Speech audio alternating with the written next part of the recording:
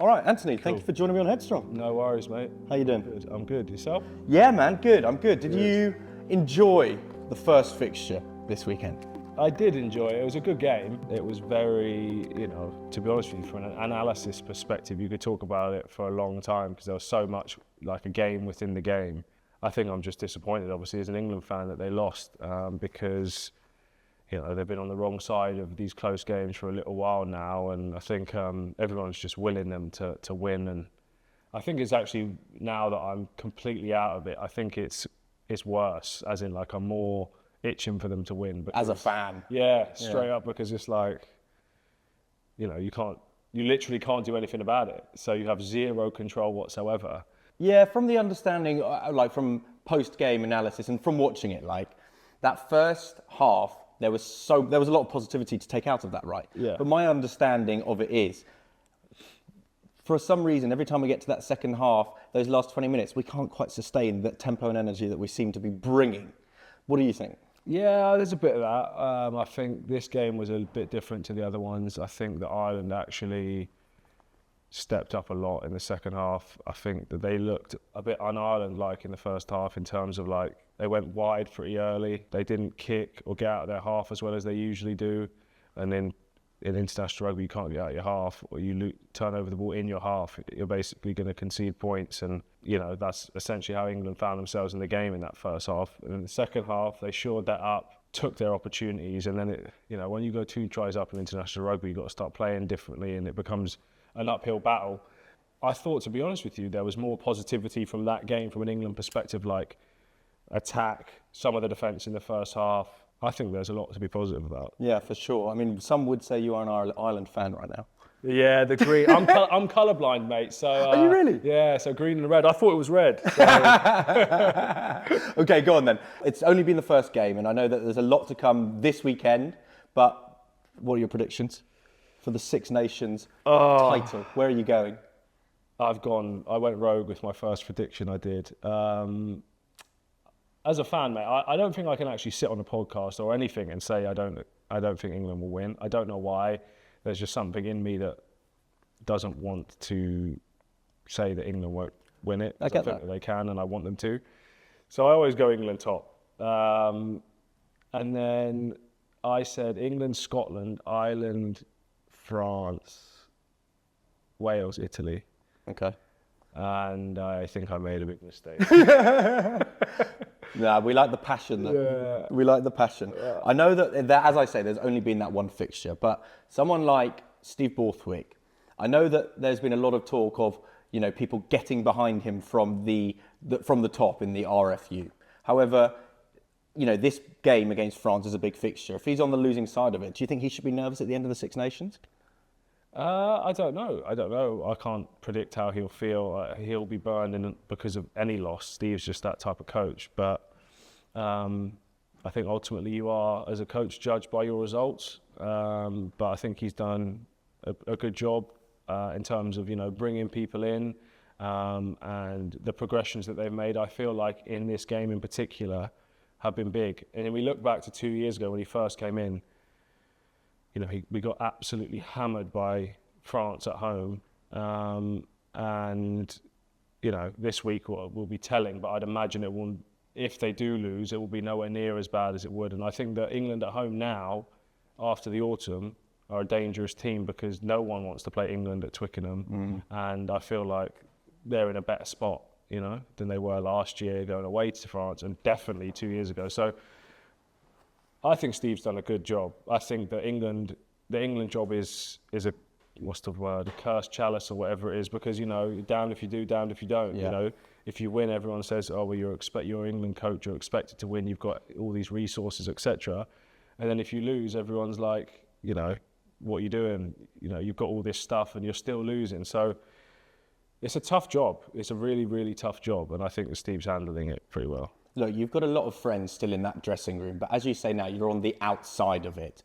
But you have definitely had times where you've been in dressing rooms and there's a lot of press speculation, pundit criticism and social media noise. How do you tackle that from a dressing room perspective? Are you aware and acknowledge this? How do you block that out?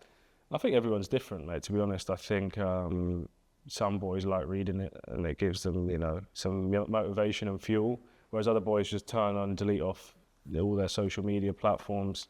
It's whatever floats your boat, mate, to be honest with you. I think as a team, we've always been pretty insular in that, when I was there anyway, we were pretty insular in that all that stuff goes on, but as an England team, it's always going to go on.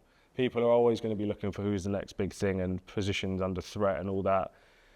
You've just got to just handle what you can, what's in your control, and I think as players rely on each other as opposed to looking elsewhere and stuff like that. I was fortunate enough, the majority of my England career, I played with pretty much the same group, and I feel like that meant that when those situations arose in terms of, you know, pressure on one certain guy or on a team or whatever, we just got closer together and we relied on each other, and that's what the teams or lads are there for. I don't really feel like there was ever a situation where one person was getting hammered and he was on his own. And there were times when people really did get hammered. So I feel like we were always there to pick each other up. But yeah, like I said, everyone handles it differently. Sometimes, you know, if I was getting a load of heat, I would like reading it. But I always came back to thinking, like, in the most respectful way possible, you know, these people who are writing to you on Twitter or X, whatever it's called, haven't stepped on a professional rugby pitch once in their life. The majority of them don't have a clue really what they're talking about, weren't sat in all the meetings we were sat in this week. So how they can kind of project their opinion and think it's going to affect me is mad. You know, taking the opinion of someone who doesn't know barely anything about the game and letting it affect you mentally, I think is borderline insanity. Totally respect it. Let's move on though to you, officially retired. It's been out in the ether for a period of time now. You've spoken about the feeling of relief when the doctor kind of said to you, look, I think this is what you should do. Yeah. Can you take me back to that conversation? Because you must have been called or you were in the room. Run me through that, because you were losing sleep, you know, because of your injury. You were mentally fatigued from it as well. Run me through that kind of conversation. I mean, the surgeon was amazing. There's a guy called Saeed Aftab. We'd obviously, unfortunately, spent a lot of time together, given that, you know, I had some issues from January onwards, and it was like every 2-3 months we would check in, or I'd have to go in for an injection or whatever it was. And then eventually it just got to the point where I played against Sale in December, and the pain was so mad that I had only just had an injection 3 weeks previous. And the pain was so crazy I couldn't sit down on the bus on the way up to the game, lying down in the middle. On the day of the game, going to the game, I'm lying down on the back of the bus. And at that point, I knew this ain't great, obviously. So then I think it was probably, I think 8 days later, I had another injection, see how that went. Didn't really resolve all the issues. And then after that, the surgeon was like, look, you've already had a surgery. We can't keep injecting your spine. You know, it's basically, you have to stop playing, otherwise you're going to put your long-term health at serious risk. And I couldn't actually function to the expectation of myself anymore. You know, I couldn't, the pain wouldn't allow me to play. So there was that and the risk of future damage. So it was a no-brainer in the end. And I guess the relief comes from, okay, now I can at least give my body a break and not have to play through pain, and someone else has made this decision for me who's got my best interests at heart, because I know what I'm like, and I would have tried to find a way, and it would have definitely been detrimental. People are going to be quick to say, you know, oh, you're only 30 or it's way too young. How do you feel about how the public received that news? Because it's been out now for a month. How does that feel for you, that it's out there? Yeah, I'm going to contradict myself here, because on one hand, 10 minutes ago, I said that, you know, I don't really factor in the opinions of others when it comes to my skill set or whatever it is, or them reviewing a game. On the other side, I think that's what took me back the most when actually the announcement happened, was how amazing it was to see so many people reach out and say the impact I had on whether it was them, their kids, whatever it was. But it was unreal, I'll be honest with you. And the amount of like ex-players and stuff that messaged me as well. You know, like Sione Tuipulotu, who obviously just got hurt for Scotland, you know, reached out and messaged me and said that, you know, that had put things into perspective for him. Israel Dag was one of my favourite players growing up. He reached out, and for me, that whole process was like, wow, I didn't actually realise how not much of an impact I had, but just like how many people thought I was a decent player. And so that kind of took me back, and it was really, really great to feel that, as you come to finish. We're definitely going to come onto it, but by the sounds of it, it's that talk of the rugby community. I mean, it is the amount of people it can reach and the impact it can have on, be that professional or your innocent ex-user. The reach and is fantastic. But let's talk about injury, because as much as it is physical, it is so very much mental as well. Yeah. And you've had your fair share of injuries in your career, man. Yeah. How have you approached recovery and rehab from a mental perspective? Because it is a real challenge. Yeah, I think each big rehab anyway was different. The Achilles one was, because of obviously the fact that I ruptured it and then re-ruptured it, it was a bit of a stark reminder as to how, I guess, fragile your career can be. When I actually first tore the Achilles the first time, it was a similar relief type thing to what I felt when the surgeon told me that to retire, because I was absolutely knackered and I was out on my feet and I carried on just playing. And I knew something would give, and it happened to be my Achilles. But in terms of what kept me going mentally after the second rupture was just, well, this could be your career now. So it's like, you either do absolutely everything you need to do, and at least at the end of the day, if you don't make it back, you've got peace of mind that you did everything you could. Or you mess around, slack around, and have that nagging doubt for the rest of your life, which I wouldn't have been able to live with. So that was that one. The ACL rehab, I did it a bit with the club, a bit privately, with a guy called Alan Murdoch, and he was unbelievable. I just learned so much throughout that process that it didn't even feel like I was rehabbing. So in terms of the mental approach to that rehab, I ended up being out of contract with Bath at the end of that and going somewhere else. So I was almost like a bit of a vengeance rehab. I always had that at the back of my mind, that I wanted to prove them wrong when I got back fit, this, that, and the other. And then the back one, from a mental perspective, it was horrific because it affects so much. Like not being able to help out with the kids, not being able to do some of the stuff you love, live a normal life, like sit down. And then there was times where I couldn't stand up for too long. Like having to fluctuate through those periods was fatiguing from a mental perspective. It was like, is this all really worth it? But again, I used a similar sort of approach in that I wanted to make sure that I did everything I could within reason to have peace of mind. And that's what kept me going, mate, through a lot of the rehabs, was just do what you need to do to make sure you get back. In the same vein, cover everything off, because I need peace of mind. When you are injured, you are often in places of isolation. You are in the rehab room, the treatment room. You're not out there necessarily training with the squad. What is that feeling of isolation like? Did that affect you when the squad is training and you're kind of there having to go to physio and fulfill rehab and somewhat feel isolated and separated? A little bit. I'm quite introverted generally, so that type of stuff, it has to be pretty a long time for me to start getting bothered by it. It's not great, when everyone's out there training and they got to go to play some amazing fixtures and I'm sat at home. But at the same time, I always feel like, and this is a really, people say this, but it's difficult to actually do it. But it's like, I couldn't actually physically play. So what's the point me thinking, I'd love to have been out there, and let that really get you down, because there's nothing I can do, So in a way, from a logic perspective, it was easy enough to deal with. The worst ones were the ones that are short-term injuries, and you're like, oh, should I push it, should I not?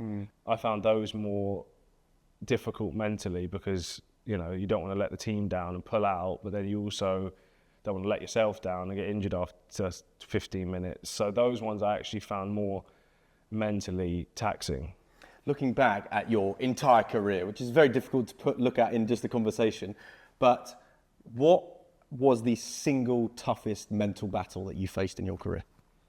I would say it's between the second Achilles rupture, managing that whole process, and managing the process of leaving Bath to go to Leicester, because I'd given absolutely everything I felt like I possibly could have given to Bath for those 9 years. So then to kind of get let go in the way I was let go at the time, you know, hurt me a lot. From a mental perspective, that took a lot out of me, made me think about things in a different light. And, you know, it's probably only in the last 6 to 12 months that I've kind of just been like, you know what, just let it go. I had some of my best memories of my career at that club. So to harbour you know, some kind of hatred or vengeance or whatever you want to call it to the club is so irrational. But that's what emotions do to you, isn't it? It makes you irrational. Well, it shows you care as well, like tremendously and like intrinsically and deeply, you know.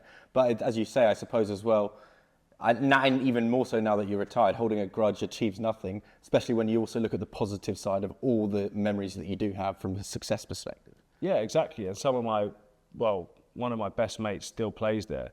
Up until 2 years ago, 2 of my best mates who I came up with and did everything with were still there. Yeah. So it was just like, it was wasted energy, and it fueled me for a bit. It fueled me massively when I played for Leicester against Bath at the Rec. Unfortunately, I only could do that once, so it was good whilst it was there, but at the same time, time to move on. As a professional athlete, it's very easy to be fully consumed in the sport that you obviously love, but that you also need to compartmentalise and switch off. So how do you switch off from rugby when you were playing? Like, you've got to have that personal life. How do you find that kind of boundary? I always found it pretty easy to switch off, to be fair. I think what actually changed a lot was when I started working with a psychologist, a guy called Don McPherson, because up until I was probably 21, I used to love playing, but I used to love the idea of playing until it came to playing, and I would get so nervous, I hated it. And he just changed my entire approach to that, to the point where I used to be able to, when I was playing, I would compartmentalize my focus for the week into blocks of like 20 minutes of like meditation type stuff, which was guided by him. And that meant that when it was time to switch off after that, I just felt so relaxed, it was insane. Like I could just do anything. Whereas prior to working with him, I would be thinking about the game for like 5-6 days out from it, and then you get to it and you're absolutely knackered. You've built it up to something it's not in your head. So it was only after that I really managed to figure out how to switch off. And in terms of what I would do in those periods, anything, mate. Like, it didn't really bother me. Like, I love going to the cinema. Obviously now with kids, that takes up a lot of your time. And then playing PlayStation and just chatting with your mates. Like, guys, to be honest with you, a lot of guys, having people to speak to outside of rugby as well is nice, and being able to just chat to them about nonsense, to be honest. How, as a family man, how important is that support system? Yes, there's that rugby and team community side of it, but how important is it having a supportive family, both, you know, from your parents, but then now having little ones yourself? Oh, mate, I wouldn't have been anywhere near as far and as achieved as much as I did without my parents and my missus and my brothers and my kids in the end, because, you know, they were just always there, and it didn't matter really what I did on the pitch. They would always be there and gave me perspective when I was just worried about rugby. I can't, there's not enough words for me to explain how important they were to me in the journey that I went on, and I categorically can say that I wouldn't have achieved half as much without them. So having family in and around you, as close to you as you can, keeps your feet on the ground, and ultimately I think keeps you more relaxed, keeps you more in tune with yourself, and very, very important. What's your earliest childhood memory? Earliest ever? Yeah. Oh God. I was a proper whinger as a kid. So well, you got middle child syndrome, which I'm the middle child as well. Yeah, big time. So I don't know. I just remember always losing at stuff and crying. I've got here, so when I was prepping for this, because I wanted to talk to you about middle child syndrome, because my parents would say exactly the same. So I used to pretend to run away, right? Oh, yeah. But I was reading an article about that your dad said that you used to run away, you get to the front door and it was raining, you'd be like, maybe not today then. Yeah, mate, I'm still like that now, bro. If I go outside and it's wet, I haven't really got too much interest. I knew what I liked and didn't like early doors. Yeah, mate, I was not a, saying I was a bad child is the wrong expression, but Rebellious. I had no interest. If there was rules, I wanted to break them. I never wanted to listen. I made it tough for my parents, but yeah. But you weren't always losing. You broke your brother's record, 11.4, 100 metres. Yeah, it was a hand time, so anything could Dubious. happen. Yeah, very dubious. I'll take it though. and he Yeah, won't they hear were on the end of it. payroll. Yeah, exactly. Yeah. How important, though, was having that kind of competitiveness with your brothers, and how's that shaped your mindset for success as you've approached your career? I mean, it probably shaped my mindset from like a subconscious level. I never really thought about, maybe that's why. But I was always competitive with my brothers, you know, especially my older brother, to be honest, because he's older and, you know, he was doing things before I could do them. So I always wanted to catch up as fast as possible. You know, when he got into England under 16s, I wanted to do that, but I wanted to do it a year earlier than he did. Same with it got to like Premiership and all that stuff. And then, yeah, the competitiveness has always been there. Like me and my older brother played against each other once in a professional game. And it was probably the single most nervous I've ever been in my entire life in one specific moment where he could have sidestepped me, and thank God I tackled him, because I would have had to have been adopted by another family if he'd stepped me. There's no way. And then, you know, I ended up playing against my little brother in an old boys game, and I managed to dust him up. So I'm 2-0 against the two brothers, and they won't hear the end of it. Love that. Yeah, the competitiveness is always there. It doesn't matter what we're doing. It can be anything. We're always going to compete. And I personally think that makes you closer as brothers, and you're always going to get it. You know, now it's me against my son. So I'm still hammering him. He's only 4. He's learning the hard way. Yeah, 100%. He's not going to get any handouts, mate. Yeah, no, but I actually respect that, though, because otherwise, you know, they become almost expectant of, you know, winning, or, you know what I mean, in life too easy. Yeah, exactly. I like that approach. Yeah. But with this immense drive and competitiveness, by the sounds of things comes a lot of pressure, but self-pressure. Are you your biggest critic? Yeah. I mean, I really was really bad when I was young. I would focus on the negative before absolutely anything else. It takes a bit of time and knowledge and understanding to be able to give yourself a bit of a break of what you're trying to achieve and understand how your own mind thinks and stuff like that. But I was definitely bad before. Like I said, I got a bit more careful in how I manage my thoughts and stuff around reviewing games after. So probably like mid-20s, I started getting a bit more relaxed. It's sport though, isn't it? Like the highs and the lows, and like you got to be really careful to you've got to try and stay as level as possible throughout. Because I mean, the best example I can give is I must have been mid-20s and I was playing for Bath. We played against Leicester actually, and George Ford kept putting up these spiral bombs, and it was probably the worst day of my career in terms of like I dropped the ball at least 5-6 times, and like it broke me. Like again, I was going crazy, to be honest, thinking the world was ending, and I was useless, and I was a rubbish rugby player, and I was in the day after trying to catch high balls, and I just let it become way too much. Was mental health part of the conversation in your household as a family growing up, or when did it become a part of your life, so to speak? No, it wasn't. Definitely not part of the childhood growing up. To be honest with you, I think that I'm fortunate enough that my family's so close that that topic wouldn't even have to come up. It would already be addressed and kind of cared for in a manner that didn't need to make it a big thing. And I might be wrong. I just feel like if I even started slipping, my parents would notice before anyone else, and my missus would notice before anyone else, and they'd be there to get me back on track. So I feel like it's almost like an unwritten rule that we're all there for each other and that no one can suffer on their own. Do you remember when you first became aware of your own mental health? It was probably when I really first started playing professional rugby that I noticed it, just like I said, because of how much I felt the game was like taking away from my enjoyment of the actual game, which sounds so backwards, but yeah. The pressure and the enormity that I made the game in my head took away from my enjoyment of it. And that's when I started thinking this is not normal or right. And that's when I obviously started looking into psychology and all that stuff. And that was probably the first time I was aware of it. There are totally different types of family, and some are blood and some are not. And we look at one of the players that you spent so much of your life playing with, growing up with, in Jonathan Joseph, who I have no doubt is like a brother to you, right? How important is it having someone that you trust by your side and that pillar of support in your personal life, but then into your professional career as well?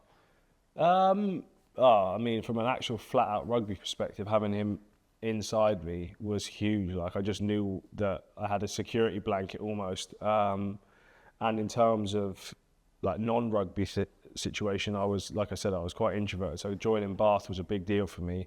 I'm so grateful he joined at the same time as me, because again, it was like I had a security blanket. You know, he would tell me, mate, that's not in line, you can't do that, or he'd be like, keep doing that. It was like, genuinely was like having a big brother in the professional environment. And yeah, it was, you know, he'd obviously wind me up a fair bit as well, but for the most part, like, he was huge for me, because he'd obviously been through a lot of what I was going through, and his experiences were almost provided to me before I had to figure it out myself. So it's almost like a shortcut. So it helped me no end. We spoke about how a rugby club is this enormous kind of family, but what does the word community mean to you? I don't really look at anything as a community. Like, I've got my people, mate, and my people know they're my people, that's it. You've got your inner circle, and do you know what? You don't need more people, No, if that makes sense. No. You know who you can rely on and trust on. Yeah. And that's good enough. Yeah. Yeah, for sure. What about people, though, who, you know, there are people out there who love this sport of rugby. Let's even just look at the innocent ex-user. But, you know, they want to join a rugby club but don't know how. What would be your advice to somebody who's hesitant about joining a rugby club? I mean, I think a lot of the hesitation about joining rugby clubs is probably thinking that it's the stereotypical rugby, you've got to be this way or that way or whatever, and it's changing so much. You know, maybe 15, 20 years ago, I would agree with that statement. But now, or even, sorry, when I started, maybe I'd agree with that statement. But now I think that there's so many people from so many different, you know, places in the world and upbringings and whatever, you're going to find people that you get on with. And, you know, there's very few players I've played with across my whole career. I know it's professional. But even when I was in, you know, growing up and coming through the ranks in the academies and club level, whatever it was, there was very few people that I was like, he's actually a bad bloke, like, I'm going to avoid him. And I think rugby just weeds them out.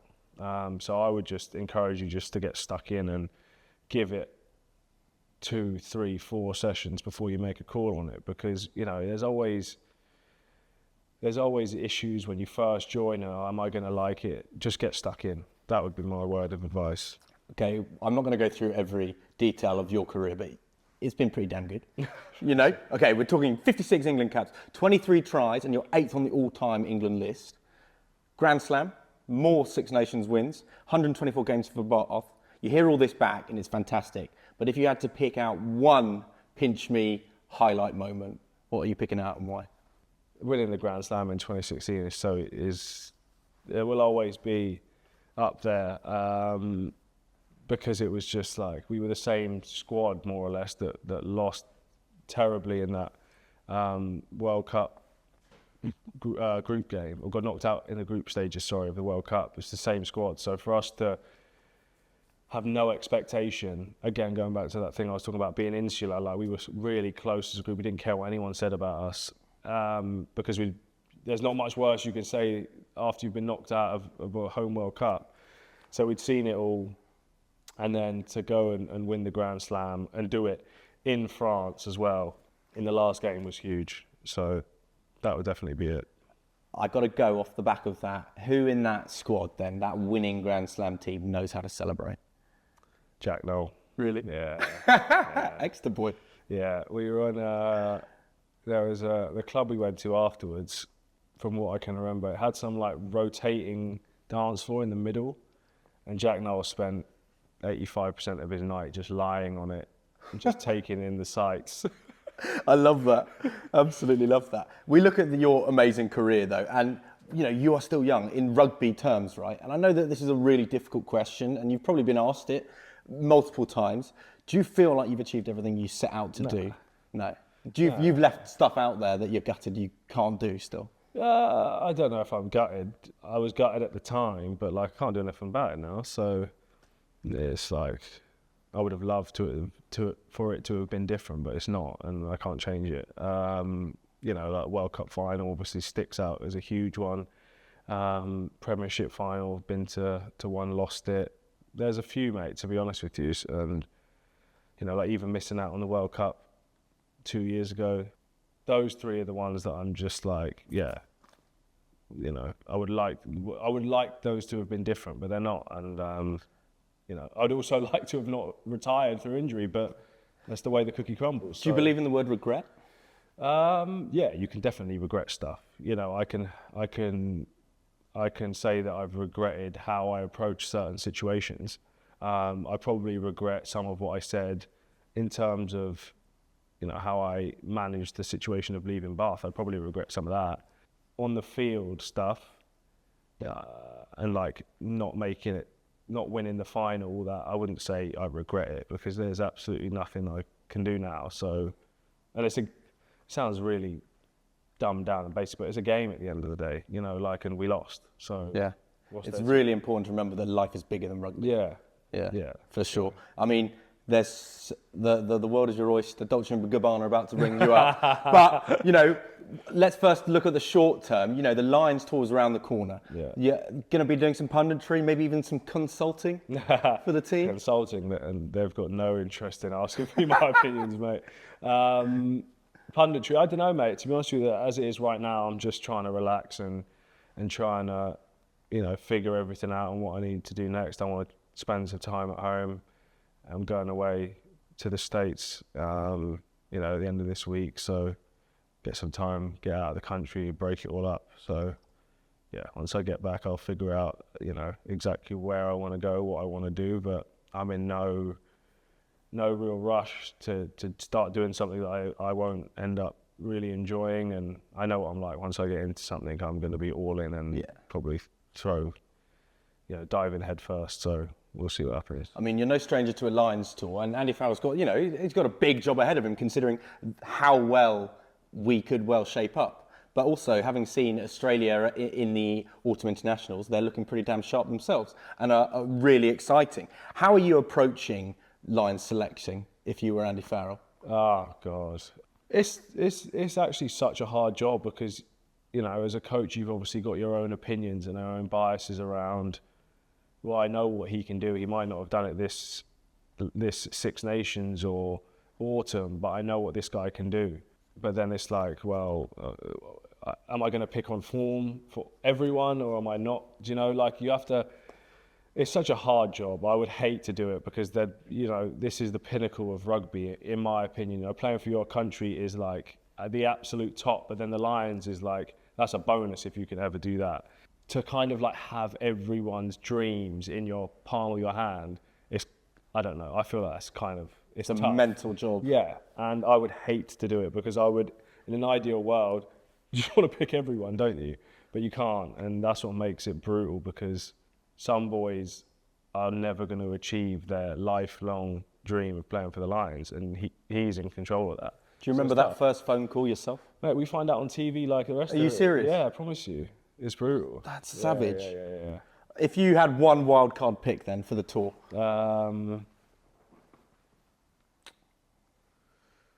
I'll stick with an English winger, because I feel like he's not probably... biased. Not biased at all. But I think people won't think he's a wild card, but the fact he only played 2 games in the autumn, and he's not... Well, I don't know if he's not going to, but he's currently not fit. And he's got under 10 caps, Manny Faye-Wovoso. I think he should still go, because I feel like he's so good. But, like I said, he's not fit, so it's a tough one. I think he should go. Okay, look, I know that I don't like getting political on this podcast, but I've got to talk about Bill Sweeney. All right. But we need to talk about it because, there's been a lot of frustration, particularly from a grassroots perspective on rugby. Sure. And I'm not going to go into the specifics of it, but that's something that people don't quite fully understand are the specifics. Sure. But what is your take on the matter? How do we feel about him? Because there's a special general meeting after the Six Nations on the 27th of March. Should he stay or should he even not? Like, it just from a popular vote perspective, like, people are not happy. Is there still confidence in somebody if a lot of people are not happy? I can only speak to my experiences with him. I understand the sentiment, but I also know for a fact that he didn't have a say on the amount of that bonus, and nor did he have a say on when he could take the bonus. So it's an unfortunate circumstance where he's been kind of, I guess, well, fortunate and unfortunate. It's fortunate he got the bonus because it's brilliant for him to have achieved what he needed to do that. But it's unfortunate it comes at a time when where England aren't doing well, where everyone's on the RFU's case, when jobs are being cut. But, my opinion is that if you placed 99% of people in that role, they're all doing the same thing as him. He's earned that bonus, and I don't think he could even defer it or do anything if he wanted to, apparently. So I think fair play to, and I know him as a person, and I can say that he is a stand-up bloke, and I respect him massively. And I don't think he would ever do anything to the detriment or for his own selfish gain and not thinking about, everyone else. Yeah, I mean, look, I think something that I've noted from all these interviews, people are happy to be critical, but then the pundits have all turned around and when the question's put on them, would you have taken it? Every single one of them has said yes. And of course you would, because he's just done his job, because it was contractually in there. He tried to defer it and he couldn't. And that is that. Yeah. Look, I really enjoyed talking to you. My final question is, what does the word headstrong mean to you?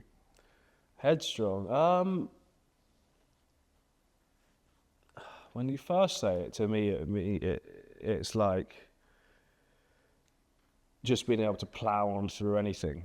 But I actually, the more I think about it, I think that it's probably got like a vaster definition, in that it probably refers to a bit more emotional intelligence than just being completely gung-ho and just, I'll get through anything. I think it's about, like we spoke about earlier, being kind to yourself when it's time to be kind, but also knowing that, when it's time to get stuck in, you've just got to go all out. So I think it sounds really cliche, and I'm a bit concerned about the fact I'm using a sit on the fence answer, but it's about balance. I think that's what being headstrong is. It's about knowing when the right time is to have an all-out approach, and when the right time is to just chill out for a bit. No, I think it's a good answer.